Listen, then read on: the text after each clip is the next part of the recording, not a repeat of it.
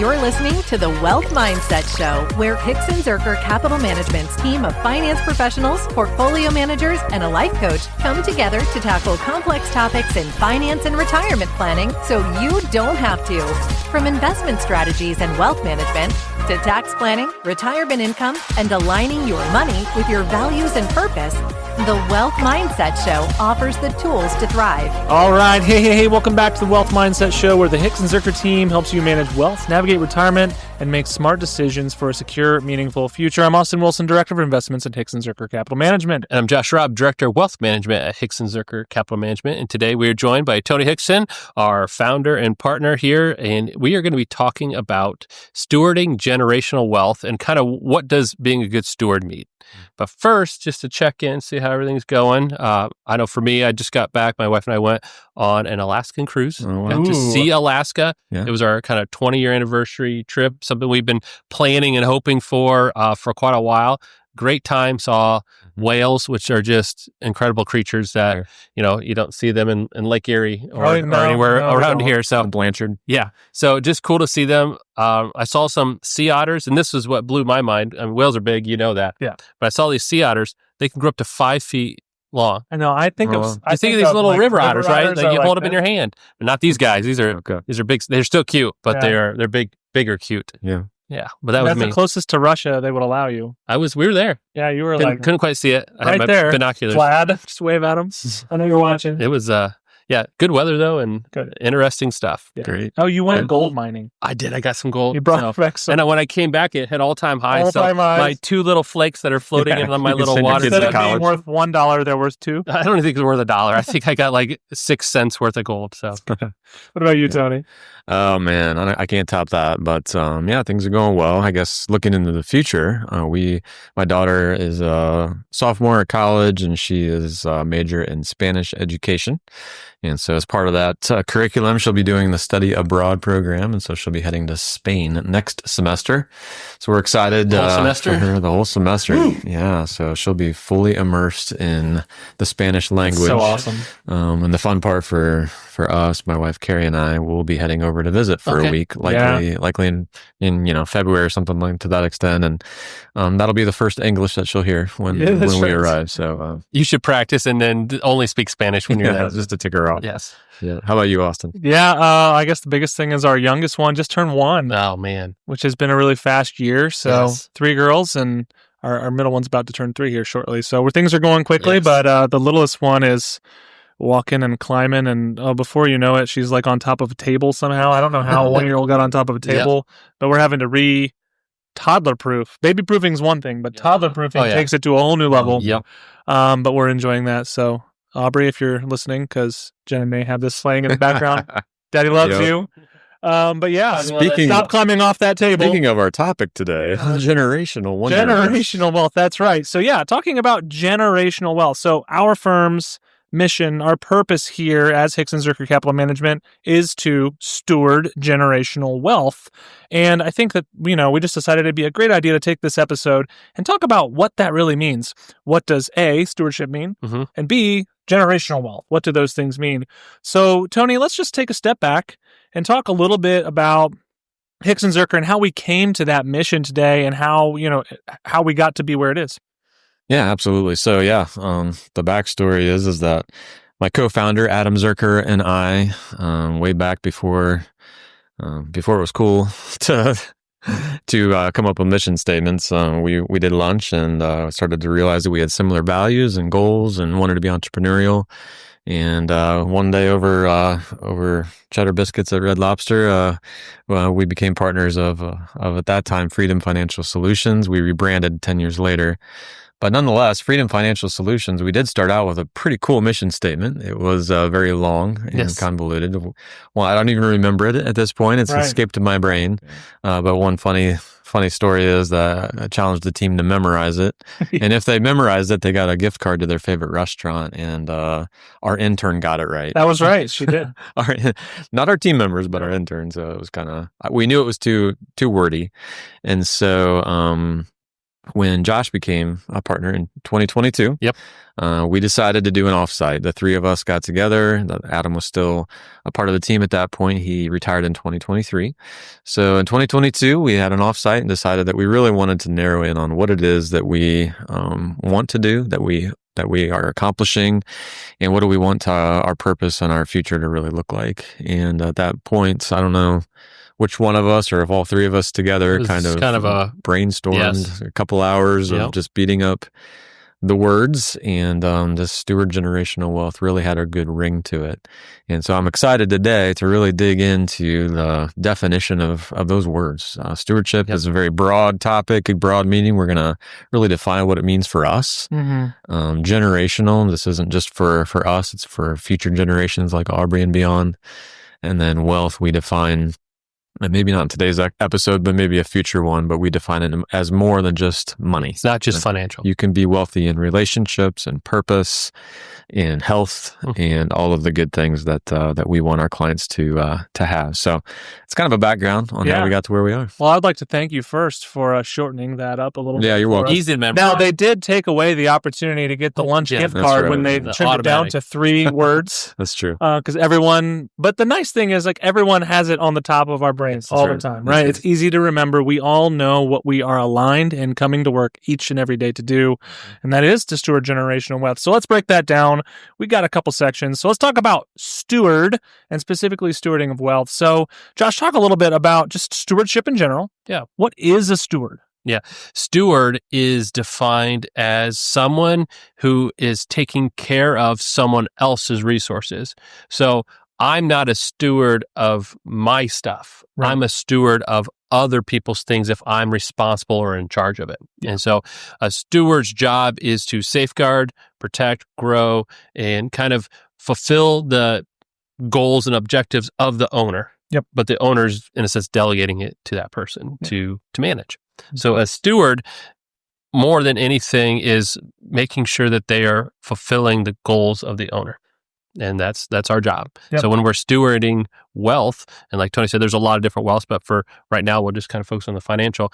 Our job isn't to obtain our goals and objectives. As a steward, our job is to say, what are the client's goals and how can we best manage and grow that wealth to meet those? So there's really a couple ways this could go then. If you are a steward, you can be a good steward, or I'm sure there are ways to be very bad stewards as well, right? So Tony, talk a little bit about what a good steward would be. Yeah, well, I mean, the thing I love about understanding what a good steward is you have to explore what a bad one would be. So I guess I'll turn the question back to y'all. What comes to mind when you think about bad stewardship? I think I mentioned is whose goals are you trying to achieve? So a bad steward may still manage the money well, but if they're not doing it towards the right objectives, they're not being a good steward. So you could say, oh, look how much I grew this money. But if the person said, I actually wanted to do this, maybe something different, well, I wasn't stewarding it to your goals. So I think the first is a good steward knows and understands the objectives, knows where they're going. And then the second thing is that they are mindful and are active, not passive when it comes to being engaged. And so I always think a great example of, in the Bible, there is a parable that Jesus told about some stewardship. And he uses this concept of there's this rich ruler, he's leaving, and he calls up a couple of his servants and he says, hey, here is some of my wealth. So gives, one talent was a measurement of wealth. So here's one bucket of money for you. You get 3 and you get 5. So each servant got a little bit different amount, and then he left, and they all were put in charge of this money. They were stewards. And the concept was they were all given the same objective, which was safeguard and grow this for me. Do what I would do if I was here with this money. Really, that's what he's asking. Right. So they're gone, and they all do their thing. He comes back, and he says, all right, show me what you did. And the first one said, hey, I had 5. I worked hard. Now I have 10. Here you go. And he says, good job. Next one says, hey, I had 3, I doubled it, I have 6, here you go. Great job. Now, 2 different amounts, and he was happy with both of those results. Correct. It wasn't that the 3 with the 6, he's like, well, you should have had 10, but he was happy they both achieved their goal. Then the first one, the one that had 1, said, hey, I buried it, here's your 1, I didn't lose it, And he Well, thought because he knew he was an angry yeah, Rude. yeah, he Shrewd said you're owner. shrewd, Yeah. and the owner was like, well, if you knew I was that way, you knew my expectations of what I wanted of Why this, did and you you do didn't that? do it. Not a good stewardship. So that's a great example. I think it breaks down is it's not how much you're managing as a good steward. It could be a little or a lot. Your job is to steward whatever that is well and do it to what that owner would expect. Yeah, I think it goes back to whose interests are you making that decision in, right? So if you are a steward, you're not making that in your own interest. It's Right. not yours. Yep. You're making it in the interest, in our case, of our clients Mhm. who have entrusted us to make that decision for them. And that is that whole philosophy. It just permeates in everything we do, and we hope it does. And if this is an opportunity, we all need to just keep that in our mind as we are doing things on behalf of other people for them. And as long as we are doing that in their best interest, we are acting in a good steward. So what happens when the market doesn't go well? It's your intention in what you're trying to achieve. So if we're a person is being a good steward, but then things just don't work out. Hey, I tried this investment, I bought this thing or whatever the idea is, and it just didn't work out. Well, stewardship is based on what you're trying to do and achieve, not just the outcome. And so am I being a good steward? If my intentions and my goals were right, that's really what it's being measured here from that standpoint. The way I kind of think of it too, Austin, is, our clients earn, X. And I know if you're on the podcast, you can't see my hand. It's up in the air. And they live on this, and my other hand is lower, and they save the difference. It's for their future selves. And so, Austin, as our director of investments, the money that you're putting to work in our strategies isn't yours. Correct. You did not earn it. They earned this and spent this, and they're investing the rest, and they're entrusting that to your responsibility as our director of investments. What kind of weight on your shoulders, what kind of stewardship responsibility do you take with that? I mean, it's heavy because these people, and we work with hundreds of families, and it's a blessing and an honor to be able to do that. But these people sacrificed. Yeah. They lived below their means for years and years and years to be able to have a sum of money to hand over to someone who knows what they're doing, is what we would like to say we do. Sure. And to put them first to make decisions on their behalf. So the fact that they worked so hard for this makes the pressure even more, right? Mm-hmm. We have to come to work every day knowing that these people could have done a lot of things with this. They could have lived very extravagantly, but they sacrificed to get here. And we want to put that money to the best work we can to give them as we would say in the investment world, the best risk-adjusted return possible. Of course, we want to give them a growth of their assets, but we want to do it in a way that makes them fulfill things that they want to fulfill in their lives. So it's more obviously than just numbers here, but it is a big pressure because if Tony and I, we're managing these portfolios together here, if we make a bunch of really poor decisions, now we're not going to say we're going to get everything right all the time, but by and large, if we make a bunch of really outsized decisions that go very poorly for our clients, that is bad stewardship. Their sacrifice over the years of setting this money aside, living below their means, and entrusting it with us did not go well. Yeah. And that is not what we are here to do. So every day when we look at our portfolios, we're going to say, hey, do we have more opportunity to be right than we have to be wrong here? And we need to look at everything through that lens where we're making decisions that are going to be more beneficial than they could be detrimental. So good stewardship is that you care. Yeah. Yes. And you care a lot. Caring matters. It's not yours. Yep. You have immense weight and responsibility on an asset that you didn't earn. Correct. And it heightens the bar of excellence for that. And there's really 4 pillars for a good stewardship, and we kind of have beat around this but haven't hit them directly. So I'm going to highlight them and we can talk a little bit about it. But a good steward has honesty, humility, transparency, and loyalty. And the reason why those 4 things matter, so honesty, we talked about that, but when you're communicating, and that's where transparency comes in as well, is the real owner needs to know what's happening and they need to know they can trust you. Right. And that a good steward is trustworthy, right? Humility is, this is not we've talked about this many times just in this first 15 minutes. This is not your money. So you don't get to be very proud about what happens to it. That is not yours, never was. You're just there stewarding it. And then loyalty is sticking with their long-term interest. In other words, you're not getting distracted or pulled away from you're focusing in on whoever the owners is and what their goals are. And so a good steward has those characteristics and those traits to manage that money or wealth or whatever it is that they are stewarding. Have you ever felt overwhelmed by the complexities of managing your wealth? You're not alone. Hickson Zerker Capital Management specializes in helping families and individuals navigate the challenges of managing their finances. Wealth management is all about combining thoughtful financial planning with active investment management to help you reach your goals. Our process is designed to guide you towards what truly matters, because we believe wealth isn't the destination. It's a vehicle for something much more meaningful in your life. Achieving your dreams requires careful planning, smart decision-making, and access to high-quality investments. And that's where we come in. We understand that complex financial situations call for deep expertise in investing, tax strategies, and retirement planning, but our approach goes beyond that. We integrate your financial goals with your core values, helping you visualize the possibilities your wealth can create for a secure future. Our mission is to build, protect, and grow your wealth while keeping your vision at the forefront of our strategies. If you're ready to take the next step in your wealth management journey, visit hzcapital.com/start to see if we'd fit your needs and to schedule your intro call. Again, that's hzcapital.com/start. Now let's get back to today's episode. Yeah, I think on the humility point, I think one thing that is it needs to be in our minds as a team here is that people could go anywhere with their money, right? But they didn't. They chose to come here. Right. And there's a lot of reasons they may have chose to come here. They may know us well. They may be family friends. They may be actual family. They may have friends who referred us. There's a lot of great reasons for people to come here. They may just align with the way we do things. But overall, they had a choice. And that choice could have taken their, potentially a very substantial sum of money somewhere else, but instead it's came here.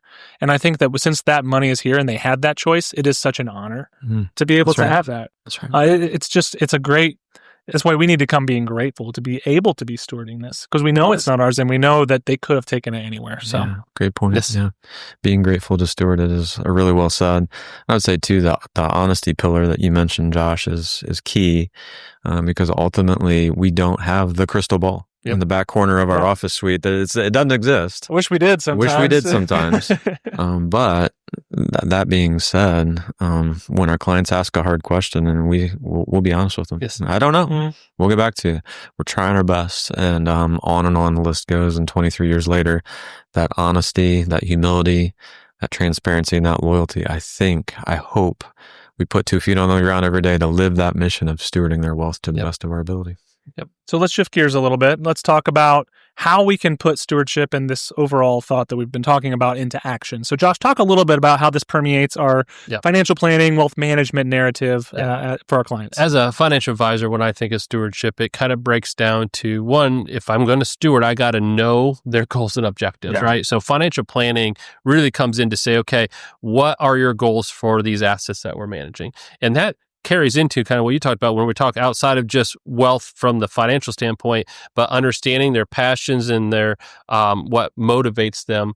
That helps us to then drive towards, okay, how can these assets, which are just tools for helping you fulfill your purpose, how can we help you be more fulfilled in that life? And that's really what we're trying to get to. And that's really enhances our stewardship to say, yeah, we're going to try to best manage this money, but this money is just a piece to really make you feel fulfilled and satisfied.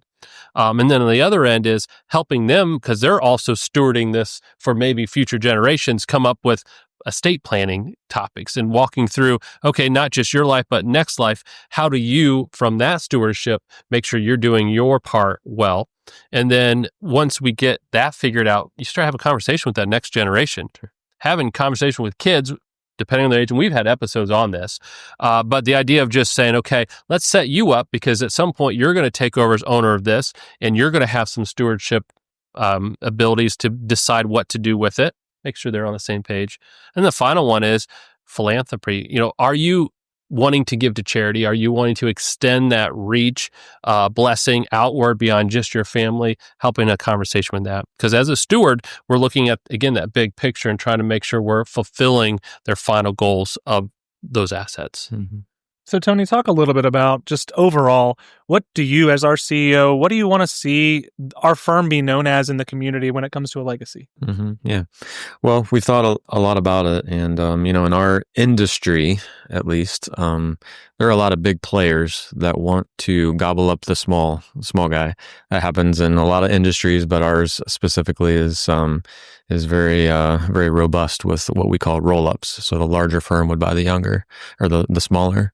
And as I think through the legacy that we want to leave in this community in Northwest Ohio and the impact that we have throughout the United States, we want it to be that of abundance, of teamwork, of professionalism, of excellence.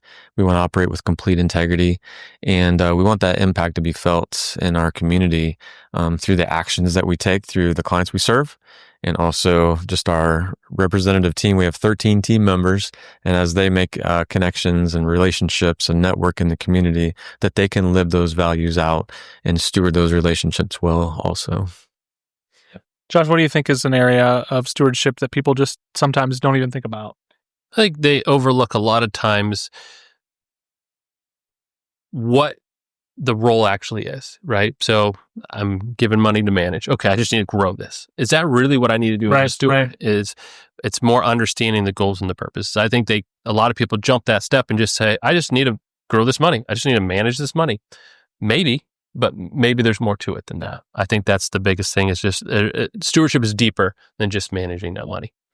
I would say that, depending on your background, depending on your faith side of things or whatever you believe, you could even view stewardship as even another level higher, right? Where we're stewarding clients' assets, but ultimately you may believe that you're stewarding a higher power or God's assets as well too. So I think that it all ties together and we're all here doing the same thing on this earth. And I think it's a really cool thing that kind of can bring us together. So yeah, any final thoughts on stewardship, guys? I think for me, the biggest thing is, we've talked finance today, but as a parent, part of my stewardship is I'm been made responsible for, in my case, four kids, right? Three, we are all stewards of these young people, and our job is to raise them up, right? Stewardship extends, again, like we said, beyond finance. And so, when I think about stewardship, it's just, am I managing all resources that I've been put in charge of to the best of my ability towards those goals that the person who really owns them wants me to? Yeah. And that's really what it comes down to. It's a high calling. Yeah. It's a lot of responsibility, and it really gets me excited. Right. This isn't a mission statement for today. It's a mission statement for the duration that our business is in play. And we're excited to help our clients walk alongside that chaotic marketplace or the unknowns of estate planning or just the other complexities that, Josh, you deal with in explaining tax planning techniques and all the other chaos that you help them through. That stewardship has a bit of order to it, and we're able to take that chaos because God's gifted our minds in such a way as to be able to accomplish that. Nothing through our actions, but through the blessing of God, that we're able to make order out of that chaos and live it each and every day to the best of our abilities to help steward their wealth. Absolutely. Yeah, we send cards out for long-term clients when they hit long-term, they've been with us 10, 20, some of these people, 10, 20 years. It's amazing. It is. Every time I sign those cards, I'm like, thank you for the opportunity to steward your wealth for you for 20 years. Yeah. Isn't that amazing? It's humble. If you're one of our clients listening to us who's been with us for a long time, just thank you. Yeah. Because we wouldn't be here without you, and we're not anywhere. That's right. Awesome. Well, if you enjoyed today's episode, if it was insightful or you had some thoughts about stewardship that maybe it struck in your head, hit that subscribe button on your podcast player so you don't miss the next episode. And make sure you follow us on social media. We're pretty active on there. We'd love to touch base with you there.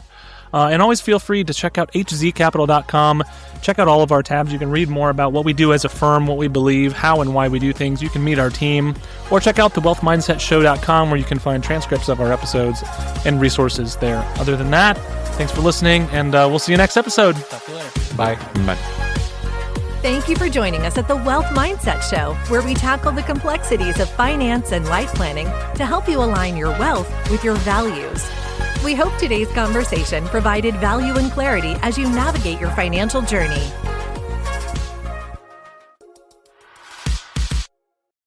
Your hosts work for Hickson Zerker Capital Management, and all opinions expressed by them or any podcast guest are solely their own and do not reflect the opinions of Hickson Zerker Capital Management. This podcast is for informational purposes only and should not be relied upon for investment decisions. Clients of Hickson Zerker Capital Management may maintain positions in the securities discussed in this podcast. There is no guarantee that statements, opinions, or forecasts provided herein will prove to be correct. Past performance may not be indicative of future results. Indices are not available for direct investment, and any investor attempting to mimic index performance would incur fees and expenses that could reduce returns. Securities investing involves risks, including the potential loss of principal, and there is no assurance that any investment plan or strategy will be successful.